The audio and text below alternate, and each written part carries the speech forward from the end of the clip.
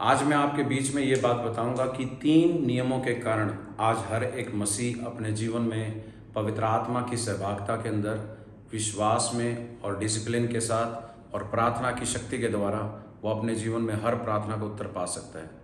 तो आपके बीच में आज मैं वो इम्पोर्टेंट सब्जेक्ट लेके आया हूँ जिसके बाद आज हर कोई जो सुनेगा वो आशीषित हो जाएगा। आपको पता है जिस प्रकार की यूसुफ के जीवन में शारीरिक एक डिसिप्लिन था, दाऊद के जीवन के अंदर भी पवित्र आत्मा की सहभागिता होने के कारण प्रार्थना का जीवन था। और अगर हम उसके बाद बात करते हैं तो वचन ये कहता है कि यूसुफ ने अपने शारीरिक डिसिप्लिन के कारण वो एक प्रधानमंत्री बना।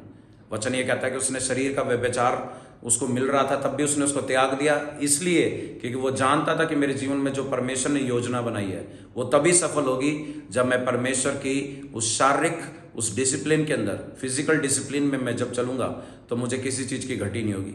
इसी प्रकार दाऊद के जीवन में हुआ कि दाऊद हमेशा आराधना और प्रार्थना को महत्व देता था, इसलिए उसने कभी भी कोई लड़ाई नहीं हारी। आज मैं आपको बताऊंगा कि हम कैसे ब्लेस हो सकते हैं, क्योंकि बहुत से ऐसे मसीह हैं जो स्ट्रगल तो कर रहे हैं, लेकिन वो स्ट्रगल इस तरह से कर रहे हैं कि कभी तो इतनी प्रार्थना करेंगे कि बहुत ज़्यादा प्रार्थना कर कर वो अपना आप को ब्लेस्ड महसूस करते हैं, लेकिन कई बार वो प्रार्थना नहीं करते हैं तो उनके ना प्रार्थना करने से उनका जो आत्मिक जीवन है वो गड़बड़ा जाता है। मैं आज बताना चाहता हूं कि आज हर एक मसीह को ऐसे प्रार्थना करनी है कि लगातार उसको रोज अपने परमेश्वर के सामने बिना किसी लोभ लालच के बिल्कुल पवित्र आत्मा की सहभागिता में और पवित्र आत्मा की सहभागिता के साथ सच्चाई से उसको परमेश्वर के साथ संगति करनी है। अगर आप रोज 2 घंटे प्रार्थना करने वाले व्यक्ति हैं और रोज 2.5 से 3 घंटे आप बाइबल पढ़ने वाले व्यक्ति है तो आपको दुनिया की कोई भी शक्ति आपको रोक नहीं सकती बढ़ने से, क्योंकि वचन ये कहता है कि दाऊद ने भी अपनी धार्मिकता सिद्ध करने के लिए उसने बचपन से परमेश्वर का नाम लिया था। और लिखा है कि जब वो बच्चा था, छोटा था, कुछ नहीं जानता था, लेकिन जब वो राजा बना तो पहली बार राजा वो 30 साल की उम्र में बना यहूदा का, लेकिन उसके बाद 40 साल की उम्र में जाकर वो इतने अच्छे डिसिप्लिन के कारण जो वो रोज करता था प्रार्थनाएं आराधनाएं, इस कारण परमेश्वर ने उसकी अगुवाई करी और 40 साल की उम्र में जाकर वो पूरे इजराइल का राजा बन गया।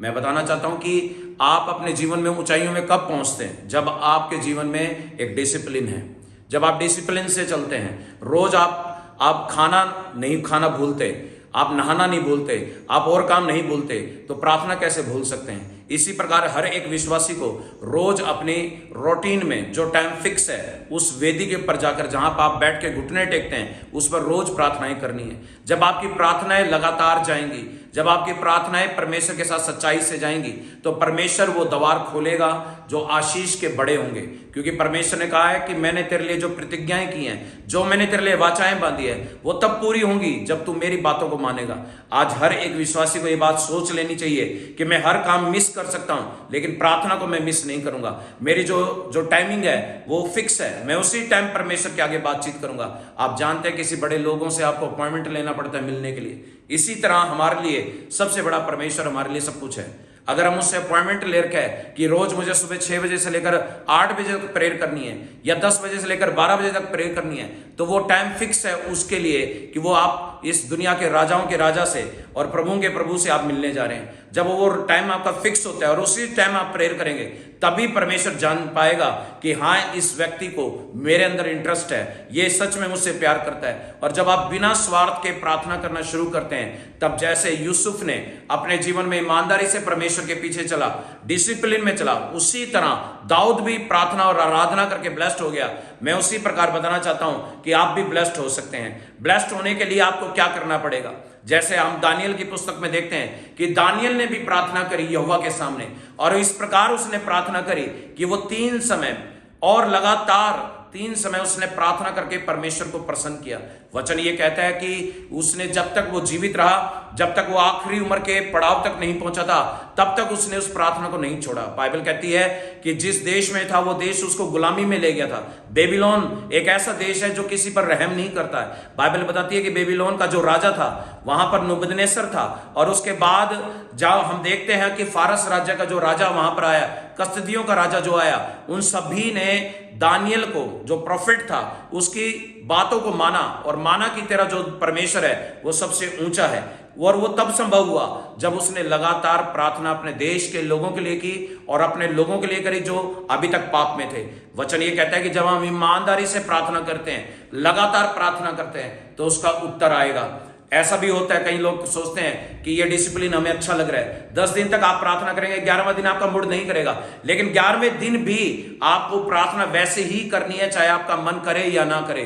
आपको उसी तरह प्रार्थना का बोझ रखकर लगातार वही चीज को मांगना है जो प्रभु से आप मांग रहे हैं। और पवित्र आत्मा उन्हीं को सपोर्ट करता है, जैसे लूका के अध्याय 18 में लिखा है कि जो हयाव रखेगा और दृढ़ता से चलेगा और प्रार्थना में लगा रहेगा, उसी को परमेश्वर उत्तर देता है। आज मैं आपको बताना चाहता हूं कि 3 बातों को अपने जीवन का अपना मेन मोटिव बना लीजिए। पहला, आपकी प्रार्थनाएं फिक्स होनी चाहिए।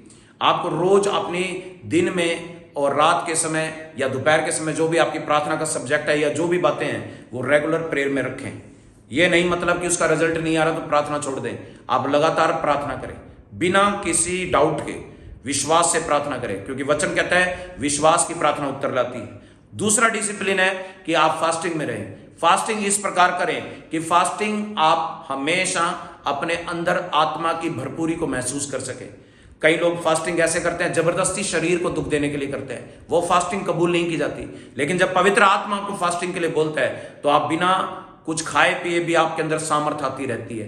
तो आप समझ जाइए कि कौन सी फास्टिंग करनी चाहिए। और कई लोग हैं कि जो फास्टिंग नहीं कर रहे हैं, वचन पढ़ रहे हैं, प्रार्थना कर रहे हैं, लेकिन रिजल्ट नहीं आ रहा है। इसलिए मैं बताना चाहता हूं कि जहां कहीं से भी आप इस मैसेज को सुन रहे हैं, जरा ध्यान से सुनिएगा।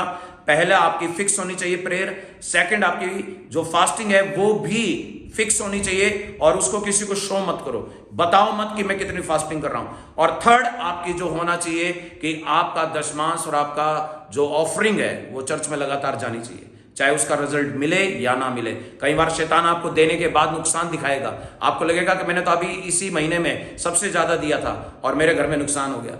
ये एक डेविल की चाल है कि वो आपके धन को चर्च में जाने से रोकता है। और कई लोग हैं जो इस बात को सीक्रेट को समझते हैं कि चाहे आशीष मिले या ना मिले, मुझे अपना काम करना है, और वो बार बार बोलते रहते हैं, बार बार बोलते रहते हैं। वचन ये कहता है कि कभी भी खेत के अंदर किसान बिना बीज बोए खेत के ऊपर बैठकर फसल का इंतजार नहीं करता। ऐसे मसीहों को परमेश्वर ने कहा है कि जब तक तू मेरे राज्य में बोएगा नहीं, तब तक तू उम्मीद मत रख तुझे कुछ मिलने वाला है। इसी प्रकार हर मसीह को अपना दशमांश ईमानदारी से देना चाहिए, और परमेश्वर का वादा है कि मैं तुझे भरपूरी से अनंत काल के जीवन के लिए और साथ साथ तेरे बहुतायत के जीवन के लिए मैं सब कुछ दूंगा। आज मैं आपको ये मैसेज देना चाहता था कि 3 बातों पे आप गौर कीजिए। अब जब इन 3 बातों पे आप खरे उतरेंगे तो आपको किसी चीज की कमी घटी नहीं आएगी। प्रभु आप सभी को आशीष दे। जय मसीह की।